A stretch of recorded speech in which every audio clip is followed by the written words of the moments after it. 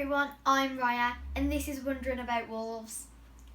Today we're previewing Wolves versus Everton game. Yes, we are. The big clash coming up at Molineux. Now, Yes. what is first on the agenda? Well, before we look at the agenda, I just want to say thank you for all the comments and thank you for all the viewers. And fingers crossed, one day we get as much views as Talking Wolves and Daz and Dave. Yeah, that'd be very good, wouldn't it, if we could achieve that, yeah. So, what we got first up?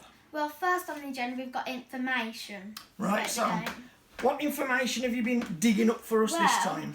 Everton are 7th in the table on 29 points, and that's 7 more than us. Yeah, they've had a better season than us so far. Started better, haven't they? They will be hoping to get European football at the end of the season, hoping to qualify for Europe. Whereas us, I think we're going to be a mid-table sort of area. So Everton, them having a better season than us. Yeah. Everton have won their previous 2 away games, both without conceding. So, them a tough unit to break down. They must have good defence. Yeah, well organised, and we're going to have to be at our best if we're going to get any goals in past Everton because they're a well organised, well drilled outfit. Yes. Wolves have attempted the most dribbles or take-ons out of every team in the Premier League with 376. Out of every team in the Premier League, Wolves have done the most dribbles. Dribbles and take-ons, yeah. That's an interesting stat. Yeah, and the people that have contributed with that is Traore, Neto, Pedence. Yeah. Then Aït-Nouri and Semedo have also helped with that. Yeah, we've got a few players, haven't we? Quite a few players who can move well with the ball and take people on and dribble. I didn't realise though that would be the top of the stats for the most dribbles in the Premier League. That's an interesting stat that you've found in there. Yeah. Next on the agenda we've got what we need to worry about with Everton. Right, what Everton are going to offer. Yes. Okay. So first, Richarlison scored 4 goals in 4 appearances against Wolves. Yeah, he's got a good record against us, Richarlison. And when I think of Wolves-Everton games from the past couple of years, I think of Richarlison scoring goals. You think so? Yeah. Yeah. Dominic Calvert-Lewin is the 3rd top scorer in the Premier League. Yeah, he's had a great season so far, hasn't he? And he has scored more headed goals than anyone else in the league as well. That doesn't surprise me. He's good in the air. He's a good jumper. He hangs well, wins the ball. Yeah, most headed goals in the Premier League. Watch out with that. We do. We need to make sure we're tight off corners and free kicks and things like that with him. That's especially significant for us because we have a poor record of conceded headed goals, and that's especially from set pieces, I'd say. Yeah, I think. Looking at the statistic tables and things like that, Wolves do rank low when you look at set pieces. Yeah. You know, we've struggled this season with letting goals in. I'm not sure where we am exactly, but I think we're in the bottom few of goals conceded from set pieces. And with Calvert-Lewin and his heading ability, and they've got a couple of big centre defenders. Richarlison scores headed goals. It is something that we need to be mindful of going into this match. Yes. And what we got next on the agenda? Before we carry on with the agenda, we've got a new feature for our videos. And it is Dylan's Fact of the Day.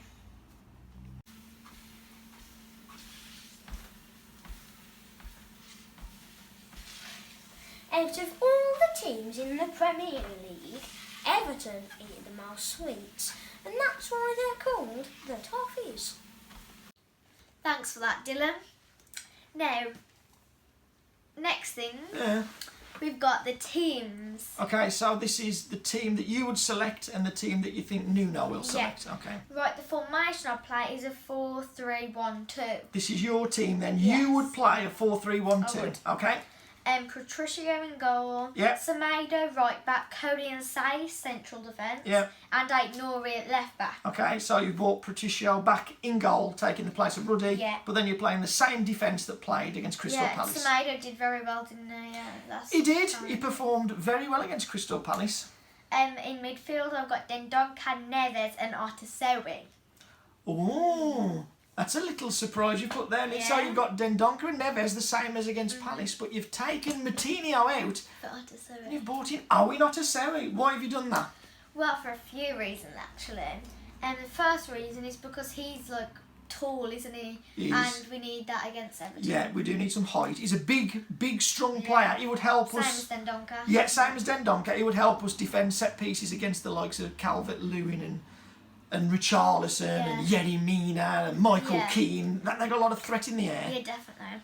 And also because Moutinho's getting old and I think he needs a rest. He's been playing like a few games. Yeah, Friday, Tuesday, and this Saturday.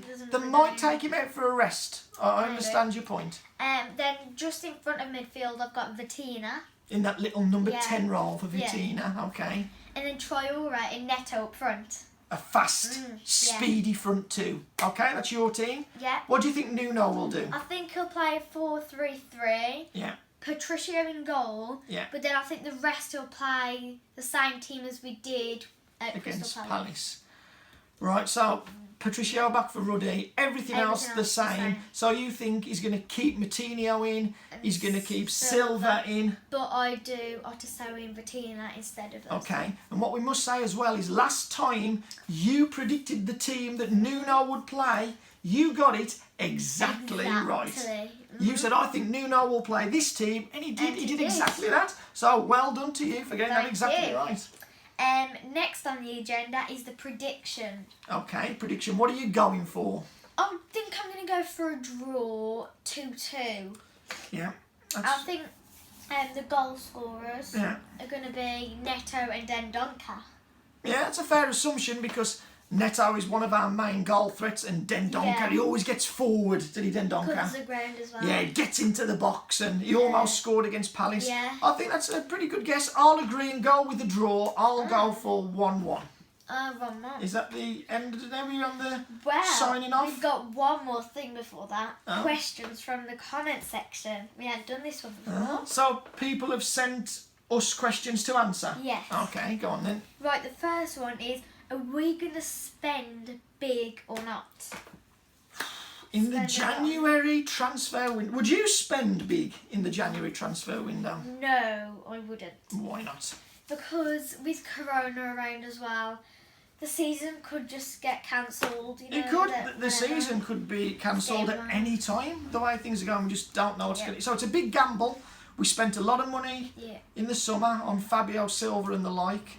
And also, another thing I would say, I agree, I wouldn't spend big. No. And the reason I wouldn't is because of where we are in the league table. You know, we're mid-table. If we were 6th or 5th, then I'd be tempted to spend and go for it. You know, we could achieve something. But because of where we are, I think we're just going to finish middle of the pack. So I'd wait till the summer, reinvest then, and look at this season as a transitional one. Yep. And the second question, if we bought anyone, what position will we focus on? If we did bring anyone in, like maybe on a loan, what position would you like to bring in? I think I'd bring a striker, because I know we've got Catrone back from loan, but I think we need more options for instead of Silva and Catrone. Yeah, because if Catrone got injured, you know, like a lot of our other players are at the minute, like we'd be back to where we started. Yeah, that's all it would take. One injury, and we'd just be back to having Fabio Silva. I'd like a striker as well. An experienced striker, 32, 33 even. Somebody who's just got a track record who can come and help us and have them and Catrone as our options and have Fabio Silva as the third choice. That's what I'd go for. Well. Yeah. The question 3. Yeah. Is Silva actually Napoleon Dynamite? Is Fabio Silva Napoleon Dynamite? That's a film that you've not seen. Oh. Fabio Silva is not Napoleon Dynamite because Napoleon Dynamite would have scored some of those chances that Silva missed. Okay, well, next question. Will Silva ever score from open play? Yes. Yes, I think so as well. He's going to do it soon. Yep, soon. We've just got to keep the faith, keep backing him, keep supporting him. Yeah. Remember, he's only 18. Yeah, and it'd be hard for him, you know, like coming. The fans there. The fans aren't there motivated. supporting him, and he's coming to a new country. He's a young Really kid. hard. He's going to do it. He's going to score from open play. Hopefully, sooner rather than later. Maybe even he'll do it against Everton. Who knows? Against Everton, maybe. And the last question: will Dad ever understand the internet? Will you? I'm not that bad, really. Yes, you are. I don't think I'm as bad as people think I am. I'll test you then. On what social media platform can you send a friend request? A friend request? Yes. Zoom meeting? Well, that just proves my point. Anyway, make sure you join us next time for the Wolves versus Everton match review, and make sure you like, comment down below your prediction, and make sure you subscribe.